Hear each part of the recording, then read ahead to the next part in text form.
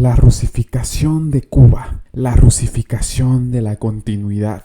¿Cómo están, amigos? Bienvenidos a Noticias Importantes. Esperamos sus opiniones en los comentarios. Comenzamos. La fórmula rusa les parece muy bien a los mandamases castristas, que mendigaron la ayuda del Kremlin, solicitándole soluciones integrales para salir del callejón sin salida al que los ha conducido su torpeza, su terquedad y el miedo a perder el poder.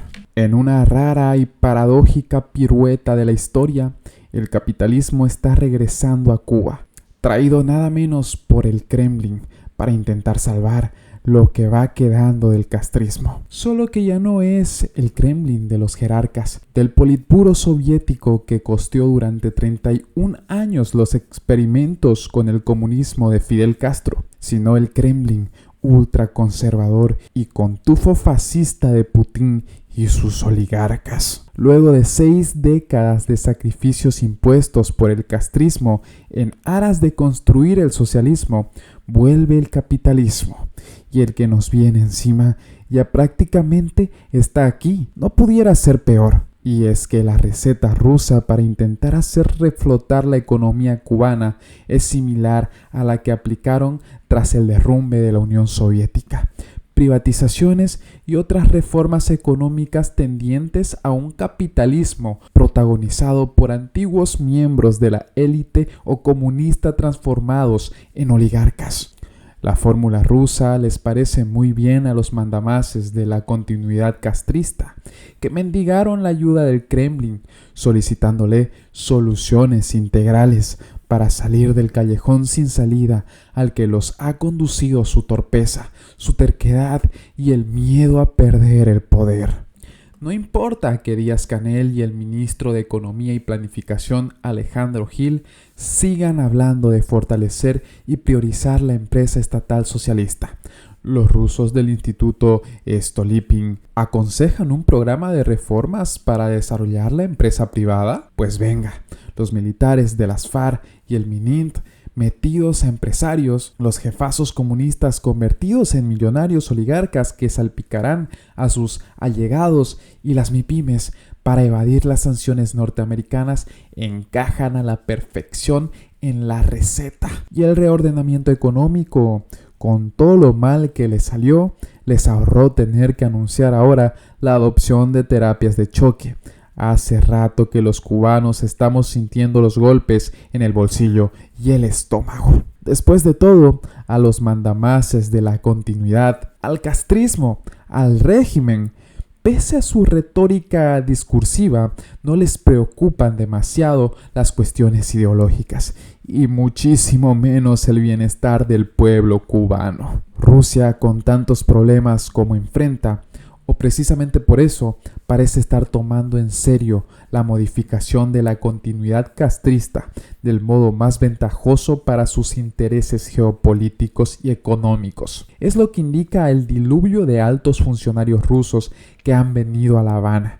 Ni cuando los soviéticos irrumpieron por primera vez en Cuba con el canciller Anastas Mikoyan al frente en 1960, se vio algo así en la isla. En los últimos meses han venido a Cuba el canciller Sergei Lavrov, Maxim Oreshkin, asesor de Putin, Vyacheslav Volodin, presidente de la Duma, Cámara de Diputados, Nikolai Patrushev, secretario del Consejo de Seguridad, Igor Sechin, director ejecutivo de la petrolera Rosneft, Boris Titov, del Instituto Stolypin, y hace solo unos días el viceprimer ministro Dmitry Chernyshchenko y el secretario de Estado y viceministro de Ciencia y Educación Superior Piotr Alexandrovich para participar de la 20ª sesión de la Comisión Intergubernamental Cubano-Rusa para la colaboración económica, comercial y científico-técnica. Y vienen raudos y voraces. El viceprimer ministro Chernyshchenko solicitó algunos cambios en la legislación cubana. ¿Será en ley de inversiones extranjeras? ¿En la Constitución? ¿Querrá que endurezcan aún más el Código Penal? ¿Que le den marcha atrás al Código de las Familias para no disgustar al homofóbico Putin? Los mandamases desesperados, sin otro clavo al que agarrarse, están decididos a aceptar lo que sea que les exijan e impongan. Luego que para la unificación monetaria lanzaron a la indigencia a la mayoría de los cubanos, ahora el rublo lo van a poner a circular en Cuba. Mantienen incondicional el apoyo a la criminal agresión de Putin contra Ucrania y para rematar les concedieron tierras por 30 años a los rusos para que las usen, vaya usted a saber en qué, y todavía se atreven a calificar de entreguistas y sometidos al capital yanqui a los gobiernos de la era republicana. Pese a su sumisión prorrusa y el recetario capitalista que pregonizan Titov y el Instituto Stolypin para Cuba, es harto improbable que le salga bien a los mandamases la rusificación de la continuidad castrista. ¿Podrá Rusia, aislada internacionalmente y desangrándose en la empantanada guerra en Ucrania, para complacer el pedido de soluciones integrales de Díaz-Canel, condonar definitivamente la deuda de Cuba, reanudar los proyectos de colaboración, modernizar la infraestructura de la isla, suministrar petróleo barato, trigo, materias primas, maquinarias, armamento para modernizar a las FARC y garantizar que vengan de Rusia a vacacionar turistas, muchos más turistas?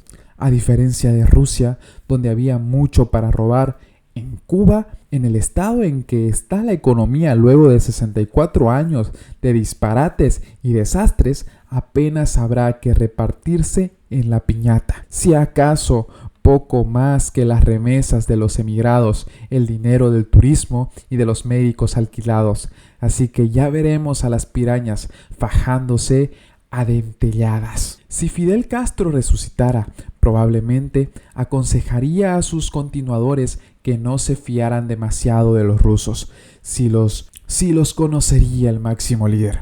Fueron muy generosos subsidiando su régimen con $115 mil millones entre 1960 y 1991, pero como mismo le fallaron en octubre de 1962, cuando se llevaron los misiles nucleares sin contar con él, y muchos años más tarde con la perestroika, y luego cuando retiraron la base de Lourdes, pudieran volver a defraudar a sus aliados cubanos en el futuro. Si no hace mucho cancelaron por impagos los proyectos de colaboración con Cuba. Pero claro, el régimen se olvida de esto. Ahora Rusia quiere la complicidad de Cuba para evadir las sanciones internacionales y tener presencia en el Caribe, como represalia por la aproximación de la OTAN a su frontera y por el apoyo norteamericano a Ucrania. Pero si el tío Sam se alarma y encabrita, habría que ver qué pasa, porque entre superpotencias, cuando negocian, nunca se sabe. Como sea, la rusificación de Cuba empieza con muy malos auspicios. Es tanta la mala vibra de los Sobo, de los mandamases neocastristas, que el pasado 21 de mayo, cuando regresaba de Cuba, ya cerca de Moscú, a bordo del avión que lo conducía, el secretario de Estado Kucherenko, de 46 años, sufrió un ataque cardíaco y falleció.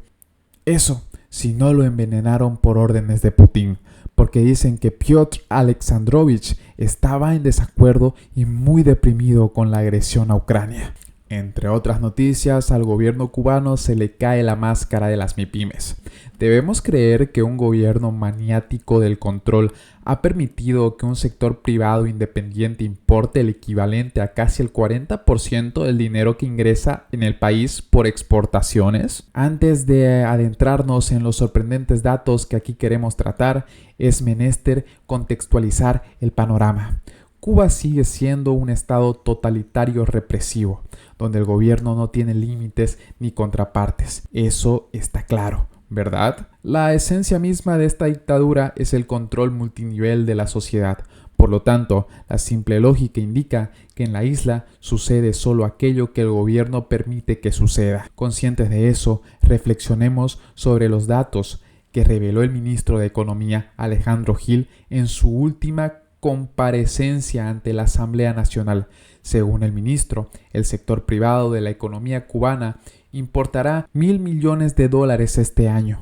En principio no parece mucho, son menos de 25 centavos diarios para cada cubano, en un país donde el consumo global es extremadamente dependiente de las importaciones. Sin embargo, cuando se contrasta ese dato con los 2.700 millones de dólares del Plan Oficial de Exportaciones de Bienes para el 2023, caemos en que las importaciones privadas equivalen a un 40% de las exportaciones totales de bienes del país.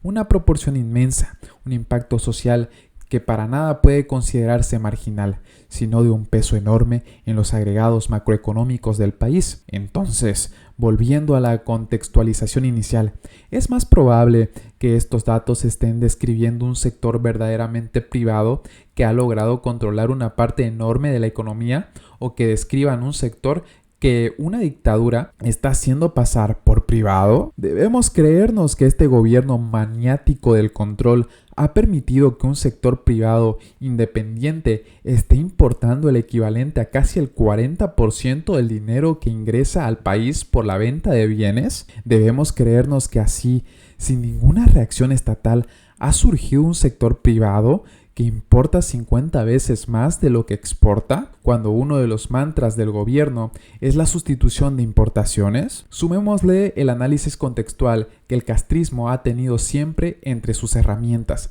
más consistentes y ladinas del control social a la economía, y que nunca ha sido esta un fin en sí misma, sino que el bienestar del pueblo se ha supeditado al mantenimiento del poder.